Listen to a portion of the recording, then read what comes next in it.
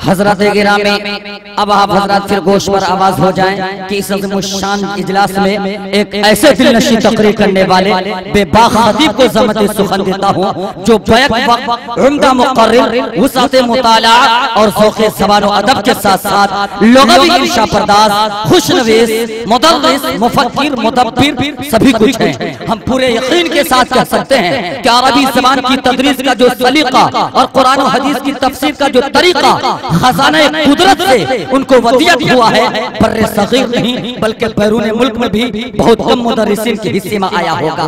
हजरत की जामे तकरीर और तदरीस बेनज़ीर सलाहियत और इनफिरादियत का चर्चा जिस इखलास और मोहब्बत एतक़ाद और इफ्तिखार के जज्बात के साथ किए जाते हैं उसकी अक्कासी करना नाचीज के कमजोर हाफ़िज़े की बस की बात नहीं। तो आइए इस असरे खज़ादीदा में दिलों पर हुक्मरानी करने वाले, सारी महफिल में सत्ता तारी करने वाले एक बेबाक खतीब को ज़मत सुखन देता हूँ। मेरी मुराद हजरत अल्लामा व मौलाना मुफ्ती एजाज अहमद साहब कासमी उस्ताद हदीस जामिया खानका रहमानी मुंगेर। मैं हजरत वाला का इस्तेमाल इस शेर के साथ करता हूँ कि बज रहा है नकारा चार सू जिनके नाम का, बज रहा है नकारा चार सू जिनके नाम का, हर ज़बां पे तज़किरा है जारी जिनके काम का। अरे बिदअतों में गाना है जिसने आलम इस्लाम का, रोब ही कुछ ऐसा है इस दीन के ज़रगाम का। मसल मशहूर है कि प्यासा कुएं के पास जाता है मगर खुदा जब मेहरबान होता है तो खुद कुआं प्यासे के पास उठ के आता है। आइए हज़रत वाला की तकरीर समझते। ए करबला की खाक इस एहसान को न भूल, ए करबला की खाक इस एहसान को न भूल, तड़पी है तुझ पे लाश ए जिगर गोश ए बतूल, हुसैन के खून से तू रंगीन हुई, सैराब कर गया तुझे खूने रगे रसूल, करती रहेगी पेश शहादत हुसैन की, करती रहेगी पेश शहादत हुसैन की, आजादी ये हयात का ये सरमदी उसूल, कट के सर चढ़ जाए तेरा नेज़े की नोक पर, कट के सर तेरा चढ़ जाए नेज़े की नोक पर, फिर भी तू फासिकों की इताअत न कर कबूल। मोहतरम सामीन, बिरादरान इस्लाम और इस्लामपुर भूटिया के गय्यूर फर्जंदों, आप हज़रात बहुत देर से इस प्रोग्राम में हैं। इस प्रोग्राम का उन्वान शुहदाए करबला है। बैनर हमसे ये तकाजा करता है कि हम शुहदाए करबला के मुताल्लिक कुछ बात करें। बुखारी शरीफ ही के जिल्द सानी में ये रिवायत मौजूद है। हज़रत उमर रज़ियल्लाहु ताला अन्हु ने एक मर्तबा फरमाया, या रसूलल्लाह, मुझे ये लगता है कि मुझे जान से ज्यादा मोहब्बत है और आपसे इसके मुकाबले में कम। आपने फरमाया, उमर तुम मोमिन नहीं हो, ऐ उमर तुम मोमिन नहीं हो। हज़रत उमर रज़ियल्लाहु ताला अन्हु ने जरा उस पर गौर किया। गौर करने के बाद फिर हज़रत उमर ने फरमाया कि या रसूलल्लाह, मुझे तो लगता है कि मुझे अपनी जान से भी ज्यादा आपसे मोहब्बत है। अल्लाह के रसूल ने फरमाया, अल-आन, यानी ऐ उमर अब तुम्हें मोहब्बत है तो अब तुम मोमिन हो, वरना तुम मोमिन नहीं हो सकते। एक ईमान वाला हो, उसको अल्लाह के रसूल से मोहब्बत ना हो, वो मोमिन नहीं बन सकता है। ईमान के लिए जरूरी है कि वो सरकारे दो आलम ताजदारे बता नबी करीम सल्लल्लाहु अलैहि वसल्लम से मोहब्बत करता हो। और आपने हजरत हसन और हुसैन रज़ियल्लाहु ताला अन्हुमा दोनों को मुखातब किया और अल्लाह से दुआ की, अल्लाहुम्मा इन्नी उहिब्बुहुमा, ऐ अल्लाह मैं हसन से भी मोहब्बत करता हूँ, हुसैन से भी मोहब्बत करता हूँ, फ़अहिब्ब मन युहिब्बुहुमा, ऐ अल्लाह तू भी इससे मोहब्बत कर। साथ में जो इंसान हसन से मोहब्बत करेगा, हुसैन से मोहब्बत करेगा, ऐ अल्लाह तू भी उससे मोहब्बत कर। यानी एजाज अगर हसन से मोहब्बत रखता है, हजरत हुसैन रज़ियल्लाहु ताला अन्हु से मोहब्बत रखता है, अल्लाह के रसूल ने कहा ऐ अल्लाह तू अपने उस बंदे से मोहब्बत कर जो बंदा हसन से मोहब्बत करता है, हुसैन से मोहब्बत करता है। इसलिए हजरत हसन से मोहब्बत, हजरत हुसैन से मोहब्बत, ये भी हमारा ईमान का तकाजा है। मोहब्बत किसे कहते हैं? मोहब्बत का क्या मतलब हुआ करता है? क्या मोहब्बत का ये मतलब है कि एक इंसान सिर्फ माला जपता रहे, हुसैन हुसैन हुसैन चिल्लाता रहे? नहीं नहीं नहीं, मोहब्बत का ये मतलब नहीं है। मोहब्बत का क्या मतलब है? तिर्मिज़ी शरीफ जिल्द सानी सफा नंबर 18 पर, सफा नंबर 96 पर और मिशकात के सफा नंबर 38 पर ये रिवायत मौजूद है।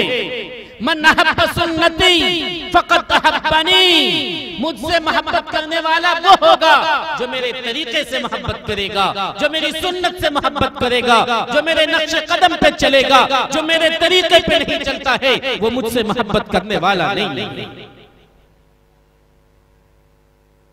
मोहब्बत का क्या मतलब? हम एक दोस्त दूसरे दोस्त से मोहब्बत करते हैं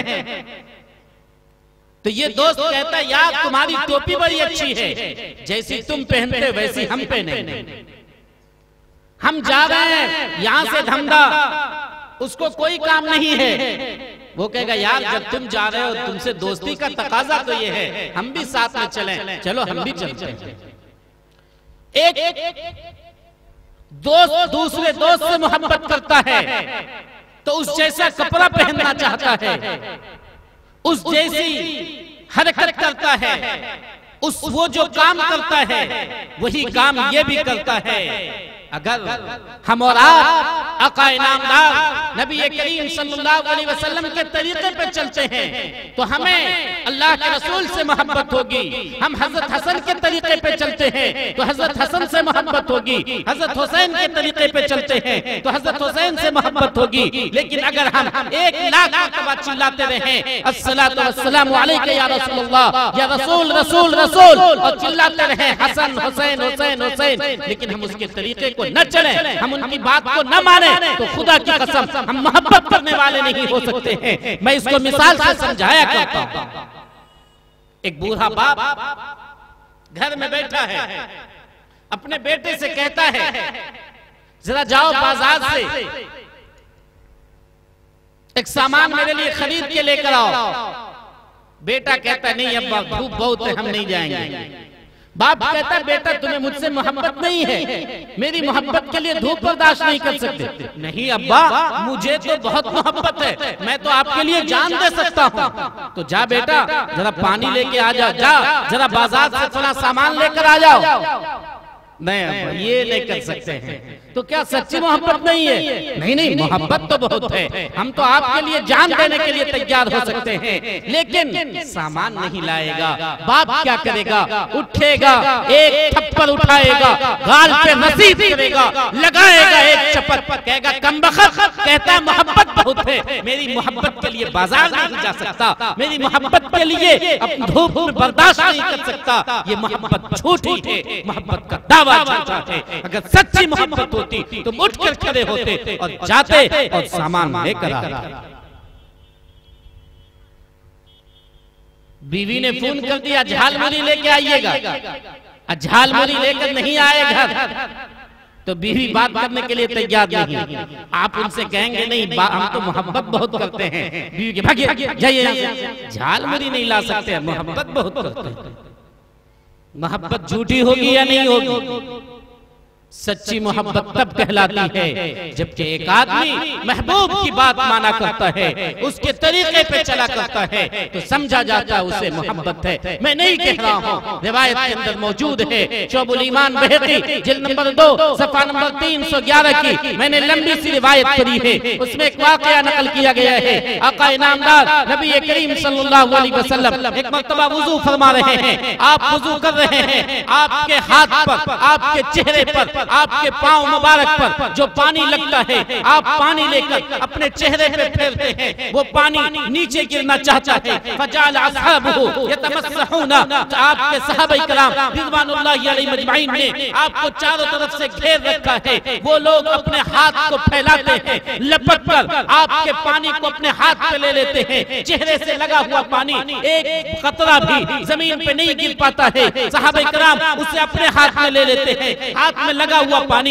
जमीन पे नहीं गिर पाता है। सहाबा इकराम लपक कर उस पानी को अपने हाथ पे ले लेते हैं, एक कतरा भी जमीन पे नहीं जाता। कुछ सहाबी वो हैं जो यहाँ तक नहीं पहुँच पाते हैं, वो उस भीगे हुए हाथ को, जैसे मिसाल के तौर पे मेरे पानी को इन्होंने लिया, वो आदमी यहाँ तक नहीं पहुँच पाए, तो उन्होंने इसके भीगे हुए हाथ को अपने हाथ में मला और मलने के बाद पूरे बदन पर मल रहे हैं। जिनके हाथ में पानी आया या दूसरे के हाथ से अपने हाथ को लगाकर अपने पूरे बदन पे मल रहे हैं, क्यों नहीं मलेंगे? आका इनामदार का पानी है, आका इनामदार के चेहरे मुबारक से लगा हुआ पानी जमीन की तरफ आ रहा है। अरे ये तो पानी है। अबू सुफियान से पूछो, सुलह हुदैबिया का मौका है, आका इनामदार जब के पास वो आता है, जब वो वापस जाता है, वो ये कहता है, अरे मोहम्मद का साथी तो इतनी मोहब्बत उससे करता है, उस पे जान फरेबता करता है कि अगर वो थूक फेंकता है तो उसके थूक को अपने हाथ में उठा लेता है और अपने हाथ पर मलते।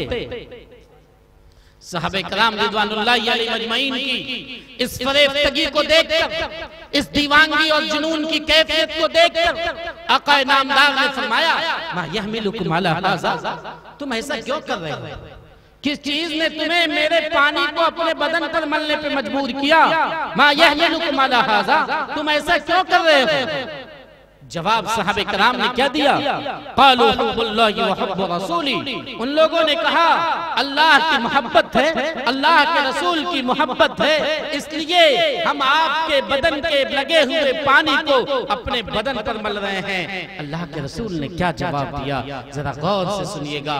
अल्लाह के रसूल ने जो जवाब दिया उसका मतलब ये है कि सुनो, बदन पर पानी रगड़ने से मोहब्बत का हक अदा नहीं होगा, बदन पर थूक रगड़ने से मोहब्बत का हक अदा नहीं होगा। मन सर्रहु अन युहिब्बल्लाह व रसूलह, जो ये चाहता है कि वो अल्लाह से मोहब्बत करे, अल्लाह के रसूल से मोहब्बत करे, या वो ये चाहता है कि अल्लाह उससे मोहब्बत करे या अल्लाह का रसूल उससे मोहब्बत करे, फलयस्दुक हदीसहु इदा हदसा वलियुअद्दी अमानतहु इदा तुमिना वलियुहसिन जिवार मन जावरहु। उसे कम से कम जिंदगी में 3 काम करना होगा। अगर वो 3 काम अंजाम देता है तो समझो मुझसे मोहब्बत करने वाला, अगर नहीं करता है तो मुझसे मोहब्बत करने वाला नहीं। कौन लोग हैं जो अल्लाह के रसूल से मोहब्बत नहीं करते? जरा हाथ उठाइए। माशाअल्लाह, आप लोग जगे हुए। कौन लोग हैं जो अल्लाह के रसूल सल्लल्लाहु अलैहि वसल्लम से मोहब्बत करते हैं?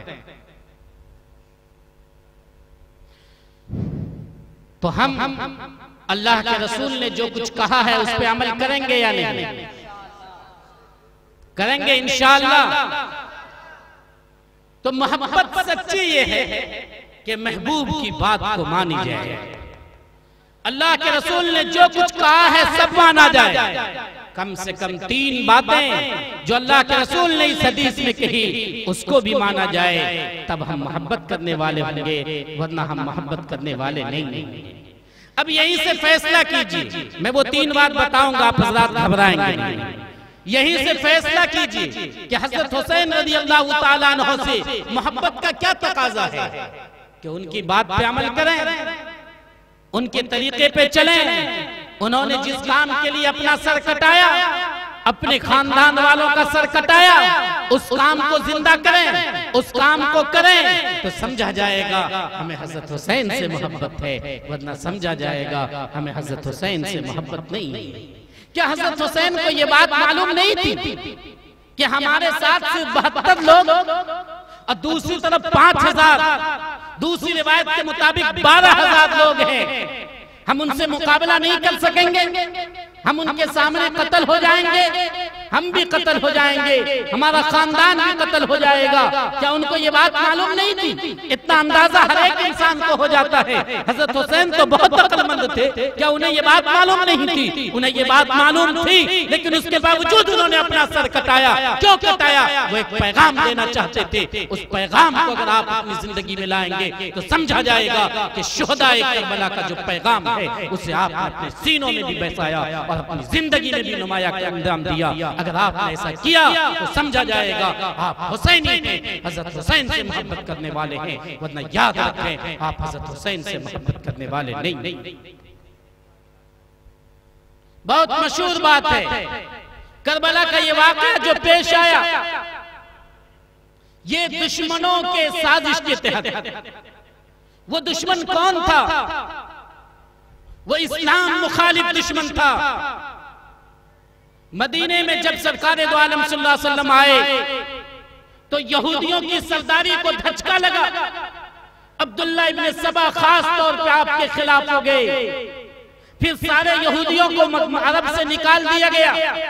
हजरत उमर के जमाने में किसी को सर उठाने की हिम्मत नहीं हुई। ये लोग मुल्क शाम चले गए। हजरत उस्मान गनी रज़ी अल्लाह ताला अन्हु जब तख्ते खिलाफत पर मुतमक्किन हुए, नरम मिजाज के आदमी थे।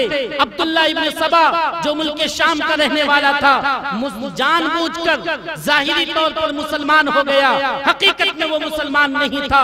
और ऊपर से मुसलमान होकर वो मदीना आकर रहने लगा और यहाँ पर उन्होंने जमीनी साजिश शुरू की। उन्होंने अपना एक गिरोह बनाया, एक गिरोह दमिश्क में, एक गिरोह कूफा की सरजमीन पर, हर जगह अपना गिरोह बनाया।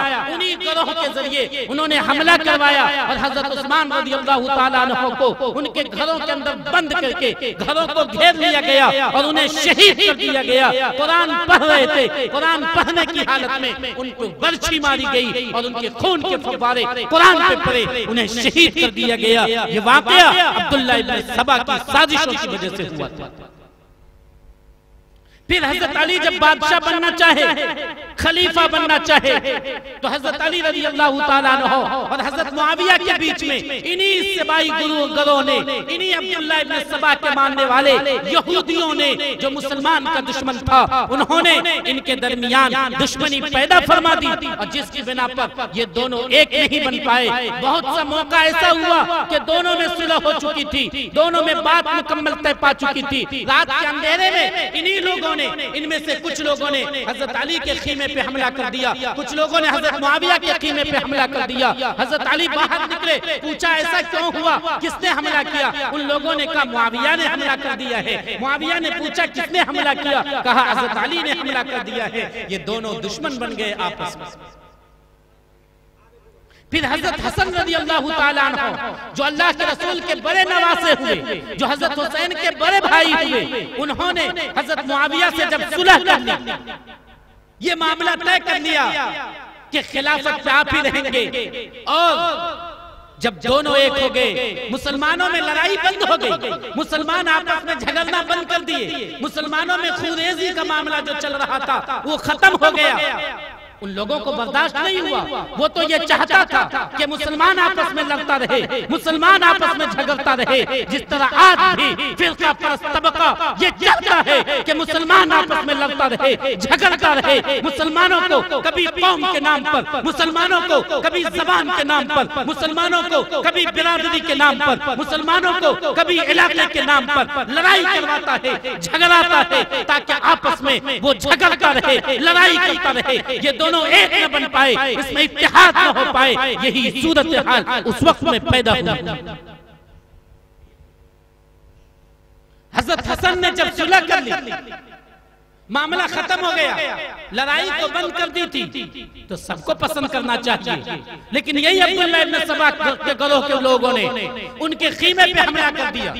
जिस घर में रहते हैं उसको खीमा कहते हैं, उस खीमे पे हमला कर दिया।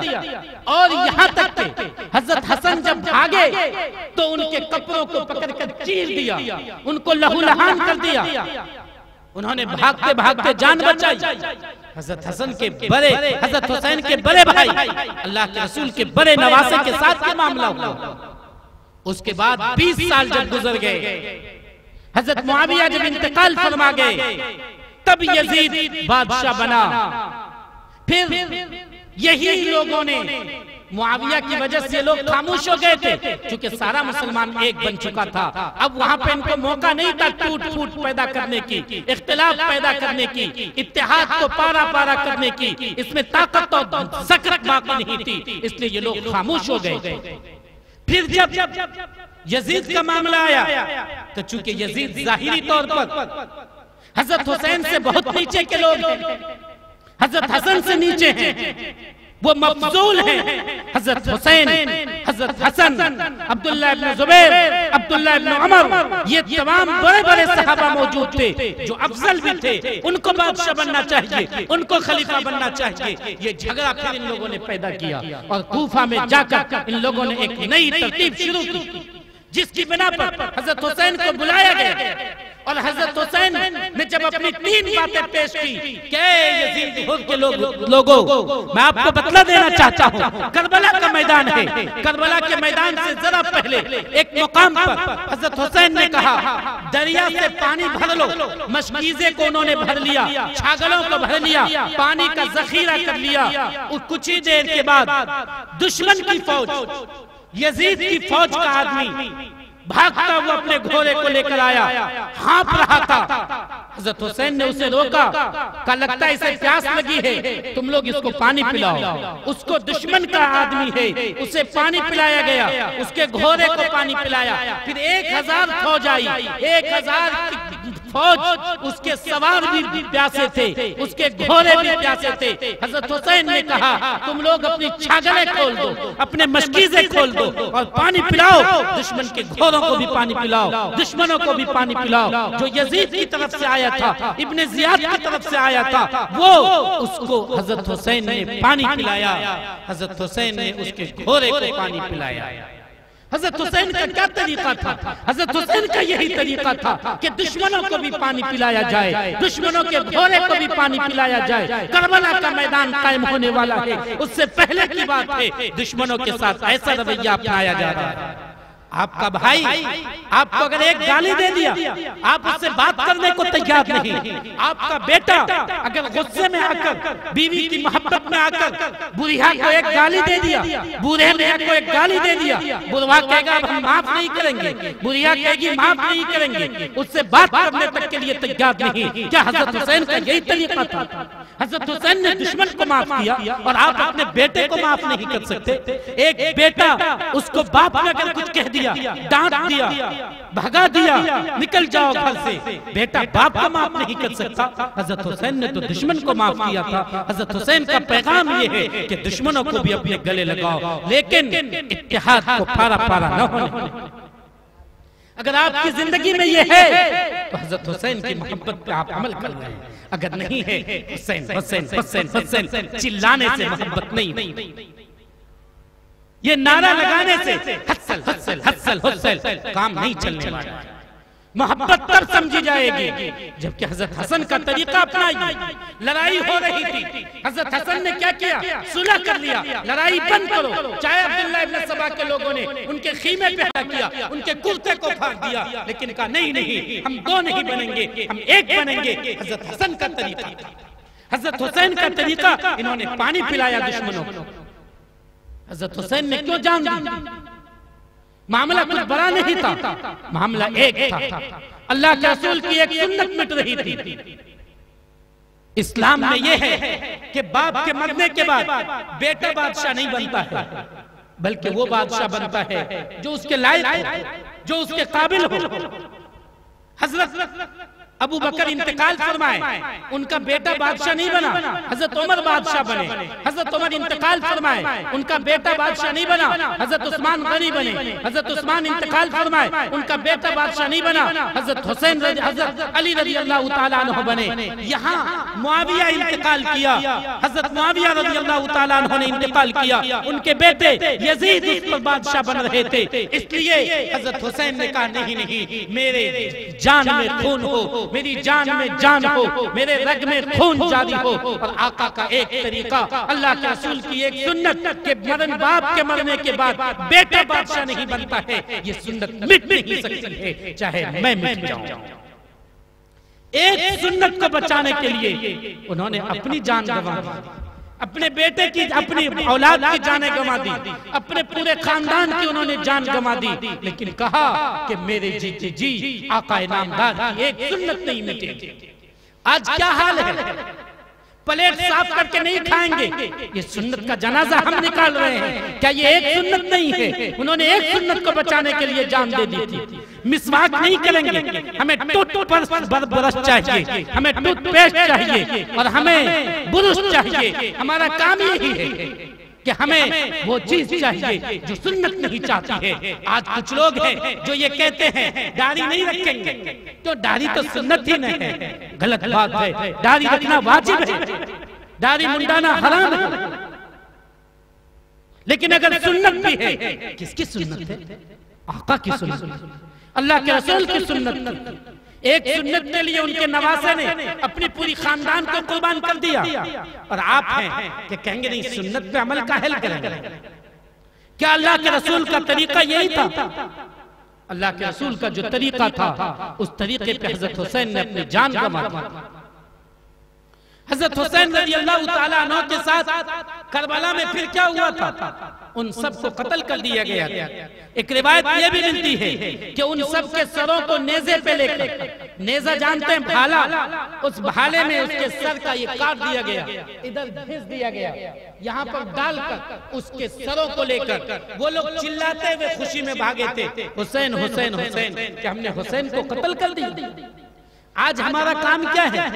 लाठी पर गोल सा डंडा बनाते, गोल सा सर जैसा बनाते नहीं बनाते हैं, और उसको लेके चिल्लाते हैं हसन हुसैन। वो हसन हुसैन नहीं है, हसन हुसैन है। हम भी खुशी मना रहे हैं कि हुसैन को कत्ल कर दिया। वाह, क्या उम्दा हुसैनी है, हुसैन से मोहब्बत करने वाला। वहां क्या हुआ था? यजीद का झंडा बुलंद हुआ था।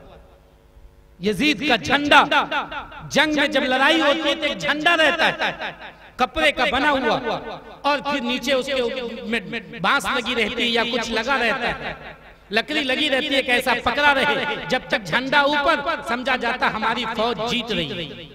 वो झंडा गिर गया, किनका? हजरत हुसैन। हजरत हुसैन के सारे लोग शहीद हो गए, तो उनका झंडा गिर गया।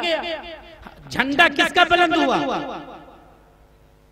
यजीद, चूंकि वो लोग जीत गए, यजीदी का झंडा बुलंद हुआ और वो खलीफा बने।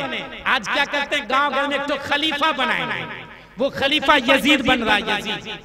और वो झंडा लेके चलेगा लिसान, वो लिसान वही झंडा है जो झंडा लेके चल रहा था। अब आप फैसला कीजिए कि आप हुसैनी हैं कि यजीदी? आप यजीद को मानने वाले हैं, हुसैन को मानने वाले नहीं हैं। हुसैन के मानने वालों ने तो ये काम नहीं किया, वो तो शहीद हो गए। ये तो किया किसने? कूदा कौन, भागा कौन, भाला किसके हाथ में, नेजा किसके हाथ में, सर किसके हाथ में, और साथ साथ वो लिसान किसके हाथ में? यजीदियों के हाथ में था। जो आज भी ऐसा करता है वो यजीदी है, वो हुसैनी नहीं हो सकता है। खुदा की कसम, वो यजीद को मानने वाला है। फैसला कर लो मुसलमानों, तुम किस तरीके पे चल रहे हो? तुम इधर जा रहे हो या उधर जा रहे हो? तुम खुद फैसला कर सकते हो। क्या ये यजीद से मोहब्बत है? आप लोग बताइए, यजीद से मोहब्बत यही है क्या? नहीं, इसको मोहब्बत नहीं कहते। आज हम अपने अंदर अय्याशी, अपने अंदर शराब नोशी, हमारा नौजवान जो भी कुछ कर सकता था उसकी जिंदगी खेल कूद में बर्बाद हो रहा है, उसकी जिंदगी मोबाइलों में बर्बाद हो रही है। हमारी नौजवान लड़कियां जिसे पर्दे में रहनी चाहिए, वो मुहर्रम के मौके पे क्या कर रही है? अपने पर्दे को तार तार करके, अपने पर्दे को उतार कर वो जा रही है, जुलूस में घूम रही है, और न जाने क्या क्या रंगरेलियां वो खिला रही है। अल्लाह की पनाह, क्या यही इस्लाम है? दुश्मन क्या कर रहा है हमें पता तक नहीं है। कि सब बंद हो जाएगा और ये कहा जाएगा जो नाम है वही नाम रहेगा। अब एक ही नाम आपका कबूल किया जाएगा, दो नाम कबूल नहीं किया जाएगा। आपको दस्तावेज पेश करना है, कम से कम 3 या कम से कम 4, तब आप हिंदुस्तानी करार पाएंगे। इसलिए लोगों, पैगाम जो है हजरत हुसैन रज़ियल्लाहु ताला अन्हु का वो ये है कि अगर तुम्हारे बदन में ताकत है, तुम्हारी बदन में जान है, तो मुल्क को फायदा पहुंचाने के लिए, आका की सुन्नत को जिंदा करने के लिए अपनी जान गंवा दो। लेकिन याद रखो कि ये न कहो कि बातिल के सामने अपने सर को न झुकाओ, जान दी हुई उसी की थी। हक तो ये है कि हक अदा न हुआ, ये हजरत हुसैन का तरीका था। यह आपकी जरूरत भी है, आज आपकी ये जरूरत बन गई है। अगर आपने इसकी तरफ कदम नहीं बढ़ाया तो आपको रोना पड़ेगा। करेंगे इंशाअल्लाह? कौन लोग करेंगे? हाथ उठा के बताइए। टाइम ज्यादा हो चुका है, लेकिन वो 3 बात करके अपनी बात को खत्म कर देता हूँ। अल्लाह के रसूल सल्लल्लाहु अलैहि वसल्लम ने ये फरमाया कि पानी को अपने बदन पे मलने से मोहब्बत का हक अदा नहीं। कम से कम कितना काम करना होगा? भूल गया आपने? कितने काम करने होंगे? 3 काम। फलियस्दुक हदीसहु इदा हदसा वलियुअद्दी अमानतहु इदा तुमिना वलियुहसिन जिवार मन जावरहु। नंबर 1, जब भी बोलो सच बोलो।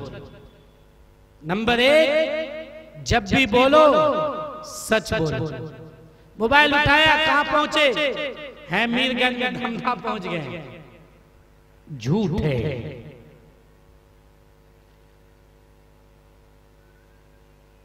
मन इज़ा कज़बल अब्दु कज़बतन यतबाअदु अन्हुल मलकु मीलन मिन नतनि मा जाअ बिही। तिर्मिज़ी शरीफ की रिवायत है, जब बंदा एक बार झूठ बोलता है उसके मुंह में बदबू पैदा हो जाती है, और उस बदबू की वजह से ये रहमत का फरिश्ता 1 मील दूर भाग जाता है। फिर वहां से आएगा, हमारा काम क्या है? दूसरा झूठ फौरन।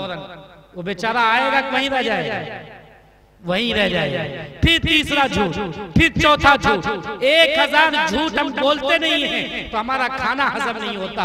वो रहमत का फरिश्ता दूर भागे रहता है। रहमत का फरिश्ता क्या करता है? कोई अचानक हादसा आने वाला हो उसको दूर करता है, अचानक मुसीबत आने वाली हो उसको दूर करता है, सफर में कोई हादसा होने वाला हो पहले से दिल में खटक पैदा करता है कि जाए कि नहीं, जाए कि नहीं। ये कौन करता है? रहमत का फरिश्ता। और रहमत के फरिश्ते को हम कहाँ रखते हैं? भगाए रखते हैं। भागो भागो, झूठ इतना बोलते हैं कि वो भागे रहता है। तो बताइए वो हमारी हिफाजत कैसे करेगा?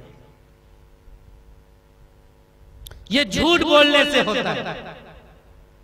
आज का नौजवान कर रहे हैं, रोजे तो हम झूठ बोलते, कहां बदबू होती? सूंघो तो मेरा मुंह कहेगा नहीं कहेगा कि मेरा मुंह सूंघ कर देखो। ये वो बू है जो बहुत पाक लोगों को महसूस होती है। मिसाल देता हूं, घबराएं नहीं। जहां पर जानवर ज़बह होता है वहां पे गोबर वगैरह बहुत फेंका जाता है, कमेला कहते हैं। उस जगह से आप गुजर जाइए तो नाक पे उंगली नहीं रखी जाए। और वो आदमी जो वहीं रहता है, सब दिन ज़बह करता है, उसको कहोगे बदबू आ रही है। बदबू कहां है? उसको बदबू का पता ही नहीं चलता है। एक वो आदमी जो पखाना साफ करता है, भंगी, वो आराम से साफ करता रहता है, उसको बदबू महसूस नहीं होती। और आपको कितनी बदबू महसूस होती है? जो बदबू का आदी बन जाता है, जिसको बदबू की आदत पड़ गई उसको महसूस नहीं होगा, जिसको आदत नहीं पड़ी उसको महसूस होगा। हज़रत थानवी ने एक किस्सा लिखा है, बहू की लड़ाई भी सास से, बहुत ही जरा ऊंचे खानदान की। वो बहरहाल बेटा उसको लेके आ गया था शादी करके, और वो जो सास थी वो उसके यहाँ चमड़े का काम होता था, खाल का। बहू 3 साल के बाद कहती है लड़ाई करते हुए सास से, अरे हमारा करम है, तुम पर एहसान है कि तुम्हारे घर से बदबू खत्म कर दी। 3 साल तक बदबू खत्म करने में लगा, 3 साल के बाद बदबू खत्म। बदबू खत्म नहीं हुआ था, वो 3 साल में उसको भी आदत पड़ गई बदबू की, इसलिए वो कह रही है बदबू खत्म। ये हजरत थानवी का वाकया है। हजरत थानवी ने लिखा है खुतबात हकीमुल उम्मत में। इससे पता ये चला हम झूठ इतना बोलते हैं, वो बदबू जो हमारे मुंह में झूठ की वजह से पैदा होती है, उसकी हमें आदत पड़ गई है, हमें पता ही नहीं चलता है कि बदबू है या नहीं है। जो पाक है, ताहिर है, मुतहहर है, कुरान ने कहा उसे ला यमस्सहु इल्लल मुतहहरून, कि वो फरिश्ते पाक और साफ सुथरे हैं, उनको तो बदबू महसूस होगी, इसलिए वो बदबू महसूस होती है, भाग जाता। झूठ बोलना गुनाह कबीरा है जो बगैर तौबे के माफ नहीं होता है। झूठ बोलना हराम है, जिस तरह खंजीर खाना, मुर्दा खाना हराम है, इसी तरह झूठ बोलना हराम है। लेकिन आप बताइए झूठ कितना बोलते हैं? झूठ रोजी की बरकत को खत्म कर देता है, झूठ घर में तंगी लाता है, घर में मुसीबत पैदा करता है, घर में परेशानी पैदा करता है। आज कोई इंसान शायद ऐसा ना हो जो झूठ न बोलता हो। कारोबार वो झूठ से चलाता है, बात वो झूठ से करता है। मौलवी साहब चंदा के लिए आएगा, बच्चा कहेगा अब्बा घर में नहीं है, अब्बा घर में छुपे पड़े हैं, कहेगा अब्बा घर में नहीं है। ये भी झूठ है। झूठ बोलना हराम है। मुसलमानों, अगर आप इससे तौबा नहीं करते हैं, आप अल्लाह के रसूल से मोहब्बत करने वाले नहीं हैं। और मैंने हदीस बयान की थी, जो अल्लाह के रसूल से मोहब्बत करने वाला नहीं, ला युमिन, वो मोमिन नहीं है। बोलिए आज से कौन लोग झूठ बोलेंगे? जरा हाथ उठाइए।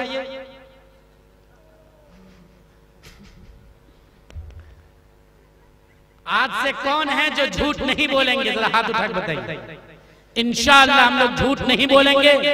अस्सिद्क़ु युंजी वल किज़्बु युहलिक, सच नजात देता है, सच बचा लेता है, झूठ फंसा देता है, झूठ हलाक करता है, दुनिया में भी हलाक करता, आखिरत में भी हलाक करता है। झूठ बोलने वाला एक झूठ बोलता है, उस झूठ को छुपाने के लिए 100 झूठ बोलना पड़ता है, और झूठ पर झूठ बोलता चला जाता है। फिर वो ऐसे दलदल में फंसता है कि उससे निकल नहीं पाता है।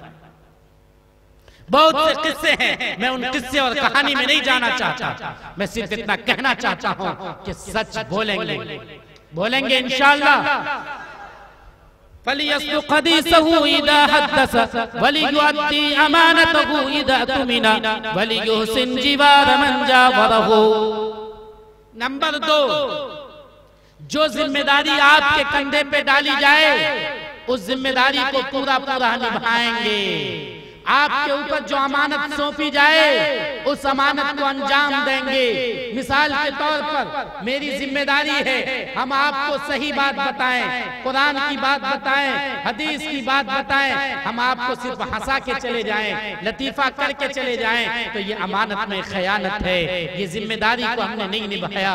आपने जिम्मेदारी ले लिया कि मैं 10 आदमी को आपके पास लेकर आता हूँ, आपने जिम्मेदारी को नहीं निभाया, आपने अमानत में खयानत किया। एक इंसान वो अपने ऊपर जिम्मेदारी ले लेता है कि मस्जिद का पैसा जो हमारे पास जमा हो रहा है, हम उस पैसे को मस्जिद में खर्च करेंगे, मस्जिद के कामों में खर्च करेंगे। अगर वो मस्जिद में खर्च नहीं करता है, उस पैसे में कुछ खुर्द बुर्द करता है, उस पैसे में से कुछ ले लेता है, कुछ दूसरों को बांट देता है, कुछ कर्जा दे देता है, कुछ गुम कर देता है, पैसा खर्चा करता है मस्जिद में, लेकिन अपनी मनमानी करता है। ऐसे बनेगी मस्जिद, वैसे बनेगी, फलनमा बनेगी, चिलनमा बनेगी, मशवरा में कुछ, और ये अपना चलाएगा कुछ, तो ये अमानत में खयानत कर रहा है। अल्लाह के रसूल सल्लल्लाहु अलैहि वसल्लम ने फरमाया, मुस्नद अहमद इब्न हंबल जिल्द नंबर 3 सफ़ा नंबर 157 की रिवायत है, वल्लाहि ला ईमाना लिमन ला अमानत ला। जिसमें अमानत नहीं है उसमें ईमान नहीं है। जो अमानतदार नहीं है वो मोमिन नहीं है। जो जिम्मेदारी सही नहीं निभाता है वो मुसलमान नहीं हो सकता, वो मुसलमान नहीं हो सकता। मदरसे की हमने जिम्मेदारी ले ली, हमसे जिम्मेदारी हो नहीं रही है, हम हैं जाहिल, मदरसे की तालीम से बिल्कुल नावाकिफ, हमने मौलवी पढ़ी ही नहीं, हम जानते ही नहीं कि मदरसा में क्या होता है या नहीं होता है। बाप हमारा बड़ा था, गांव का जमींदार था, हम भी जमींदार, इसलिए बन बैठे मदरसे के जिम्मेदार, और बनाया हमने मदरसे में वो हाल चाल हमने शुरू कर दिया जो हमें पता भी नहीं था। कितने कितनी छुट्टी होनी चाहिए या नहीं होनी चाहिए, ये तो मौलवी को पता होगा, जो तो उसको पता होगा जो उस लाइन को जानता होगा। आप डॉक्टर बने बैठे हैं और डॉक्टर बनकर आप बतला रहे हैं कि खेत में खाद कितना लगेगा। अरे आप ये बताइए कि पैरासिटामोल दवाई चलेगी या कौन दवाई चलेगी? आप डॉक्टर हैं, डॉक्टरी के लाइन को बतलाइए। आप किसान हैं, किसान के लाइन को बतलाइए। आप अगर उस लाइन के नहीं हैं, आप क्यों बने हुए हैं मदरसे के जिम्मेदार? क्या जरूरत है आपको मदरसे के जिम्मेदार बनने की? अगर आप उस तालीम से नावाकिफ हैं, अगर आप बने हैं तो उस जिम्मेदारी को निभाइए। खुदा की कसम, कल अल्लाह के यहाँ ये पूरी आवाम जो चंदा देती है उस मदरसे के अंदर, वो आपके दामन को पकड़ लेगी, पकड़ कर कहेगी इलाहुल आलमीन इसे जन्नत में भेज रहा है। इसे जन्नत कैसे भेज रहा है? इसने हमारे बच्चों की तालीम का जनाजा निकाल दिया था, इसने हमारे चंदों के अंदर खुल्द बुल्द की थी, उसे बर्बाद कर दिया था। वहां पर जवाब देना होगा। जब तक जवाब नहीं देंगे हमारे कदम में जुम्बिश और हरकत नहीं होगी, हम जन्नत में दाखिल नहीं हो सकते। बाप की जिम्मेदारी है, कुल्लुकुम राइन व कुल्लुकुम मसूलुन अन रइयतिही। अबू दाऊद शरीफ की रिवायत है, बल्कि बुखारी में भी मौजूद है। हर एक की अपनी अपनी जिम्मेदारी है, हर एक से उसकी जिम्मेदारी के बारे में सवाल होगा। बाप ये समझ बैठा है कि बेटा के बारे में हमसे कुछ सवाल नहीं होगा, खाली बेटा से पूछा जाएगा। नहीं नहीं, बाप से भी पूछा जाएगा, तुमने बेटे के साथ क्या किया था, बेटी के साथ क्या किया था। बेटा से भी पूछा जाएगा, तुमने बाप के साथ क्या किया था, माँ के साथ क्या किया था। बेटी से भी पूछा जाएगा, तुमने माँ के साथ क्या किया था। सास से भी पूछा जाएगा, तुमने बहू के साथ क्या किया था।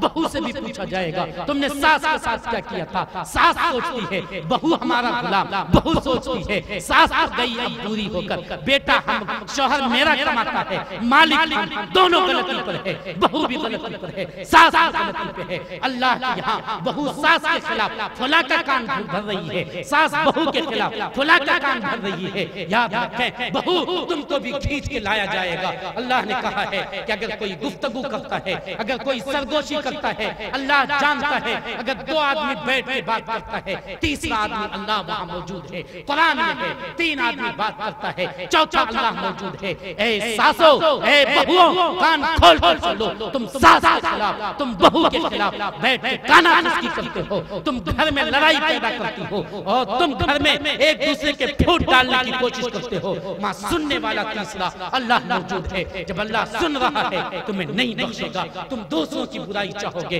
बुराई खुद तुम्हारे लिए होगी। चाह कन चाह कर पेश, कुआं खोद, कुआं में खुद गिरेगा। जो दूसरों के लिए कुआं खोदता है वो खुद कुएं में गिरा गिराता है। हर एक से उसकी जिम्मेदारी के बारे में सवाल होगा। बाप जवान बेटे को कह रहा है जरा दिखाओ मोबाइल में बहुत अच्छी फिल्म आ रही है। बाप बेटा दोनों बैठ के देखता है। बेशर्मी की इंतहा है। जवान बेटी भी पीछे है, बीवी भी पीछे है और सब पूरा घर मिलके एकदम लगाए हुआ एंड्रॉइड मोबाइल और साथ में जियो मरो की बहस चल रही है और जियो है और शानदार अंदाज में चल रहा है। सारे लोग बैठकर उसे देख रहे हैं। बाप से पूछा जाएगा कि तुम्हारा बेटा क्या कर रहा था, तुम्हारी बेटी क्या कर रही थी। ये सवाल होगा कल क़यामत के दिन। याद रखें, इससे कोई छुटकारा नहीं पाएगा। बेटा गाना सुन रहा है, कोई बात नहीं। बेटी बेपर्दा जा रही है, घर से 1 घंटा बाहर कहाँ थे, सहेली के यहाँ। रात नहीं आई, कहाँ थे, फलनमा सहेली के यहाँ। फोन कीजिए, वहां सहेली नहीं सहेला है, जरा मालूम भी कीजिए। बाप बच्चे को पैदा कर चुका है, बेटा की जिम्मेदारी उस पर है, बेटी की जिम्मेदारी उस पर है और वो कान में तेल देकर सोया हुआ है। अल्लाह क्या पूछा जाएगा, तुम्हारी बेटी बालिग होने के बाद पढ़ने क्यों जाती थी, बेपर्दा क्यों घूमती थी, तुम्हारी बेटी फुला के यहाँ क्यों जाती थी, फुला काम क्यों करती थी। फोन पे बात कर रही है, लड़की को देखिए 1.5 घंटा बात करेगी और बाप घर में मौजूद है। बाप कुछ नहीं बोलेगा, उसके कान पे जुई नहीं देंगेगा। तुझे ताकत अल्लाह ने किस लिए दी थी, बाप क्यों बनाया था, सख्त क्यों बनाया था, 2-4 थप्पड़ लगाने के लिए। तुम तो थप्पड़ लगाना भूल गए। और माँ कहेगी बेटी जवान होगी, जवान बेटी को बाप मारेगा, बाप नहीं मारेगा तो अल्लाह मियां खाली आएंगे ऊपर से मारने।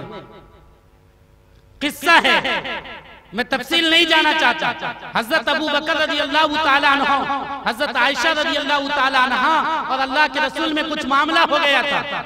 अल्लाह के रसूल को पता, हजरत अबू बकर को पता चला। हजरत अबू बकर अल्लाह के रसूल के सामने हजरत आयशा को मार रही थी। हजरत अबू बकर पिटाई कर रहे अपनी बेटी की, कब? शादी के बाद।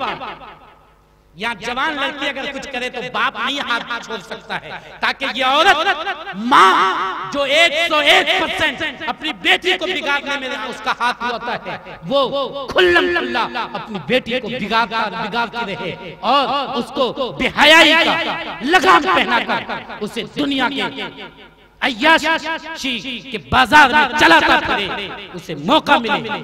इसलिए ये औरत चाहती है। औरत का दिमाग आगे को जरा कम सोचता है। ये मैं नहीं कहता आधा दिमाग होता है, औरत का दिमाग आगे को जरा कम सोचता है, चूंकि नरम होती है, मोहब्बत उसमें ज्यादा होती है।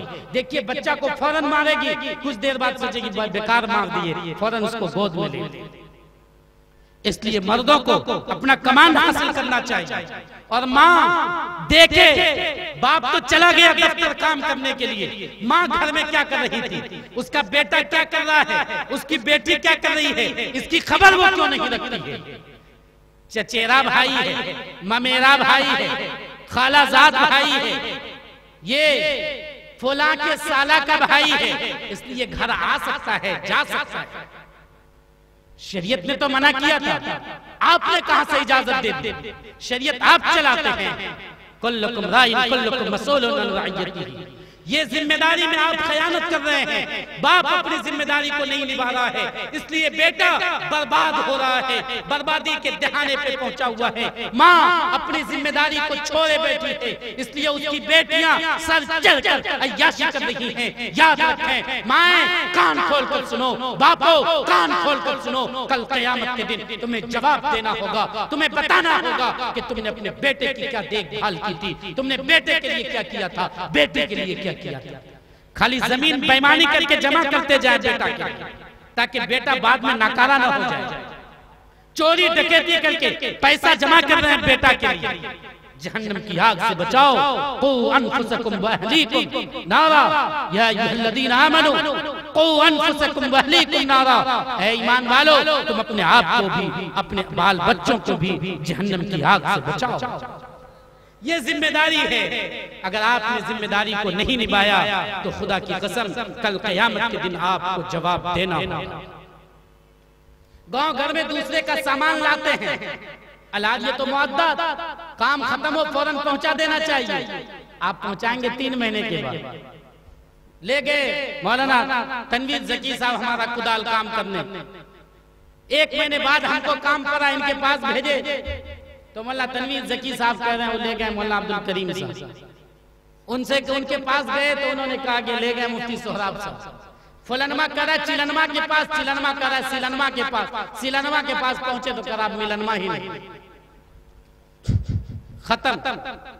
ये हालत है हमारी। और आप कर्जा लें, वक्त पे अदा करें, ये अमानत है, जिम्मेदारी निभानी है।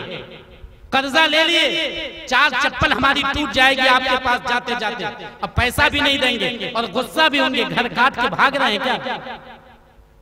अल्लाह की जब पड़ेगी ना तो सूद भी देना होगा, मूर भी देना होगा, वहां इसका भी हिसाब देना होगा कि देर से क्यों दिए। और जितना पैसा हमारी बेईमानी तुमने की है, इसका सवाब भी तुम्हारे नाम अमाल से काट कर हमारे सवाब हमारे नाम अमाल में डाल दिया जाएगा। बोलिए, जिम्मेदारी निभाएंगे? कौन लोग निभाएंगे? हाथ उठा के बताइए। इंशाअल्लाह। फलियस्दुक़ हदीसहु इज़ा हद्दस वलियुअद्दी अमानतहु इज़ा तुमिना वलियुसिन जिवार मन जावरहु। नंबर 1 झूठ बोलेंगे, सच। नंबर 2 जिम्मेदारी निभाएंगे, बेटे की भी, बीवी की भी, बच्चे की भी, गांव की भी, घर की भी, मदरसे की भी, मस्जिद की भी, इमामों की भी, गांव के हर एक बाशिंदे की भी भलाई चाहेंगे। उम्मत का, अल्लाह का, अल्लाह के रसूल का, तमाम मुसलमानों का इंशाअल्लाह हम ये करेंगे इंशाअल्लाह। सबसे आखिरी बात मैं कहकर खत्म कर देता हूँ। मुफ्ती अब्दुल्ला साहब तशरीफ ला चुके हैं, लेकिन जवान आदमी है, बैठ सकते हैं, घबराइए। बस मैं कुछ देर में अपनी बात खत्म करूँ। वलियुसिन जिवार मन जावरहु। जो भी आपका पड़ोसी बने उसके साथ अच्छाई का मामला कीजिए। जो भी पड़ोसी बने, सफर में जा रहे हैं, बस पे एक आदमी पड़ोसी बन जाता है कुछ देर के लिए, बनता है कि नहीं बनता है? आप धक्का दिए जा रहे हैं उसको, ये इस्लाम नहीं है। उसके साथ अच्छाई का मामला कीजिए। ट्रेन पे धक्का दिए जा रहे हैं, ये इस्लाम नहीं है। इस्लाम ये है कि उसके साथ अच्छाई का मामला कीजिए।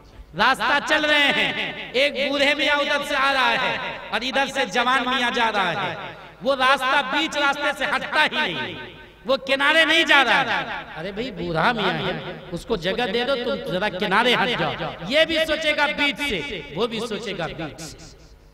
जवान आदमी है, मोटरसाइकिल अपाची चलाते हुए जा रहा है, सूफी मियाँ रास्ते से आ रहे हैं, ये क्या करेगा? कुछ देर के लिए उस आदमी का पड़ोसी तो बना, बगल में पानी है, बरसात का मौसम, मारा एकदम स्लेटर तेज, उस बेचारे को पूरा पानी पड़ गया करते हुए चल। मुसलमान है इस्लाम यही कहता है। इस्लाम तो कहता है एक मिनट के लिए भी अगर आपका कोई पड़ोसी बनता है, उसके साथ आप अच्छाई का मामला कीजिए। हमारा भाई पड़ोसी बनता है, हमारे घर के बगल में उसका घर, तो पड़ोसी कौन बना? भाई ना। हम क्या करते हैं? हमारी बीवी बच्चे का पखाना लेके उसके दरवाजे के सामने फेंक देते। फेंकती है नहीं फेंकती? केले का छिलका उसके सामने, शोर हो रहा है, कौन पखाना क्या कौन? हमारा बच्चा कभी नहीं करता पखाना, करता ही नहीं है। ये सूरत हाल है।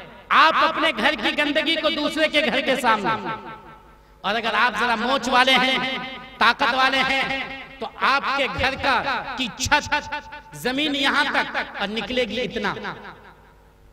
वो बेचारा कुछ बोल तो सकता नहीं है, बोलेगा तो गरीब है, कहां जाएगा? उधर की खिड़की खुली हुई है, वो खिड़की उसके घर की तरफ, वो भी गुसल खाने की तरफ, उस तरफ हम खोलते हैं। छत पे चढ़ेंगे ऐसे वक्त में जबकि उन लोगों के घरों की इज्जत नीलाम हो, जबकि छत पे मुंडेर बनाना चाहिए। इतना मुंडेर का मतलब 4 दीवारी इतनी होनी चाहिए ताकि आप भी दूसरे को न देखें, आपकी बीवी भी ऊपर चढ़े तो कोई न देखे। लेकिन क्या हाल है, हमारी बीवी को तो लोग देख ही रहा है, हम भी चढ़कर दूसरे की बीवी को देख रहे हैं। ये पड़ोसी का हाल है। रास्ता की तरफ आगे तंग किए हुए हैं। आज मुसलमान की बस्ती में चले जाइए, रास्ता कितना गंदा है। अगर कोई गली गंदी है तो समझ जाइए मुसलमानों की गली है। हाय हाय हाय, यही मुसलमान था। तहरत निस्फुल ईमान, दूसरी बात में नज़ाफत निस्फुल ईमान भी है। सफाई सुथराई आधा ईमान था। आपने सफाई और सुथराई को बालाए ताक रख दिया, उसे पसे पुश डाल दिया, आप कैसे मुसलमान हो गए? मुसलमानों की पहचान सफाई थी, मुसलमानों की पहचान शफाफियत थी, मुसलमानों की पहचान साफ रहना, सुथरा रहना था। आज हमारा बच्चा नाक से रेत जा रही है, गंजी गायब, पैंट है वो भी नीचे जा रही है, एक हाथ से पैंट पकड़े हुआ, एक हाथ से नाक पकड़े हुआ जा रहा। ये हाल है या नहीं है? आपका बच्चा साफ सुथरा होना चाहिए, उसकी नाक साफ होनी चाहिए। हमारी बीवियां बाहर जाएगी तो बन ठन के, और घर में रहेगी तो चमारन बन के, जबकि शौहर के लिए उसे बनना चाहिए, ठनना चाहिए।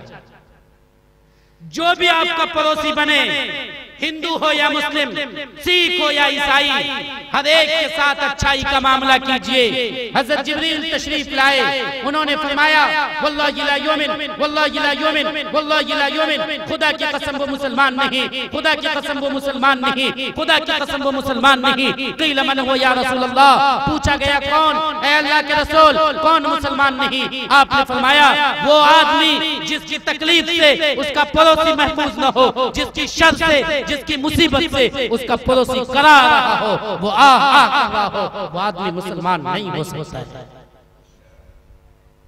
अल्लाह के रसूल ने तो यहां तक कहा कि अगर गोश्त नहीं बेच सकते हो तो उसमें शोरबा ज्यादा करो, शोरबा ही अपने पड़ोसी को दो। आज हम खूब खाते हैं, हम अपने पड़ोसियों को नहीं देते हैं, कहते हैं उससे तो दुश्मनी है। देंगे उस भाई को जिस भाई से दोस्ती है, वो भी आपको देता, आप भी देते, ये तो अदला बदला हुआ। जो नहीं देता उसको दीजिए, तब तो समझ में आएगा कि आप पड़ोसी को निभा रहे हैं। लैसल वासिल बिल मुकाफ़ा वलाकिन्नल वासिल अल्लज़ी, वासिल वो नहीं, सिला रहमी करने वाला वो नहीं जो बदला चुकाने वाला। सिला रहमी करने वाला तो वो है कि जब वो उसको न दे, उससे रिश्ता तोड़े, तो ये उससे रिश्ता जोड़े, वो उससे कता ताल्लुक करे, ये इससे सिला रहमी करे। इसी को तो कहते हैं रिश्तेदारी। इसलिए पड़ोसी के साथ अच्छाई का मामला करेंगे। अगर बाप है तो वो डबल पड़ोसी बन गया, भाई है तो ट्रिपल पड़ोसी, वो भी तो पड़ोसी हुआ। मुसलमान भी है, भाई भी है, पड़ोसी भी, उसका 3-3 हक। इंशाअल्लाह पड़ोसी को आज से सताएंगे, बोलिए नहीं सताएंगे। अपने पड़ोसी को तकलीफ नहीं पहुंचाएंगे, उनके घर के सामने गंदगी नहीं डालेंगे, उनके घर के तरफ हम अपने छतों को, अपनी छज्जों को इस तरह नहीं खोलेंगे जिससे उनको तकलीफ हो। करेंगे इंशाअल्लाह, सच बोलेंगे इंशाअल्लाह, जिम्मेदारी को निभाएंगे इंशाअल्लाह, और साथ साथ हम और आप अपने पड़ोसी को नहीं सताएंगे इंशाअल्लाह। अगर कोई आदमी ये 3 काम करता है, अल्लाह के रसूल ने फरमाया, तो समझा जाएगा वो मुझसे सच्ची मोहब्बत करने वाला है। जो मुझसे सच्ची मोहब्बत करने वाला होगा वो ये 3 बातों पे कम से कम अमल करेगा। और आम तौर पर मन हब्बा सुन्नती फक़द अहब्बनी, वो मेरे तमाम तरीकों पे अमल करेगा। सिर्फ पानी मल लेने से मोहब्बत का हक अदा नहीं हो सकता है, नारा लगा लेने से मोहब्बत का हक अदा नहीं हो सकता है, चिल्ला लेने से मोहब्बत का हक अदा नहीं हो सकता है। मोहब्बत का हक अदा तब होगा जबकि हम उन तरीकों पे चलेंगे। और अल्लाह के रसूल ने एक आदमी से फरमाया, अल मरउ मा मन अहब्बा, कल जन्नत में जो आदमी जिससे मोहब्बत करेगा वो उसके साथ होगा। हम मोहब्बत करेंगे आका व मौला से, हम उन्हीं के साथ जन्नत में होंगे। हम मोहब्बत करेंगे ताजदार बता सरकार दो आलम सल्लल्लाहु अलैहि वसल्लम से, इंशाअल्लाह हम उन्हीं के साथ जन्नत में होंगे। अल्लाह ताला हमें भी और आप तमाम हज़रात को उन बातों पे अमल करने की तौफीक अता फरमाए जो बात कही गई है। अल्लाह ताला कहने और सुनने से ज्यादा अमल की तौफीक दे। आमीन या रब्बल आलमीन। रब्बना तक़ब्बल मिन्ना इन्नका अंतस समीउल अलीम व तुब अलैना इन्नका अंतत तव्वाबुर रहीम। गुफ्तगू ये कि खुदा है सब कुछ, गुफ्तगू ये कि खुदा है सब कुछ, अमल ये कि खुदा कुछ भी नहीं।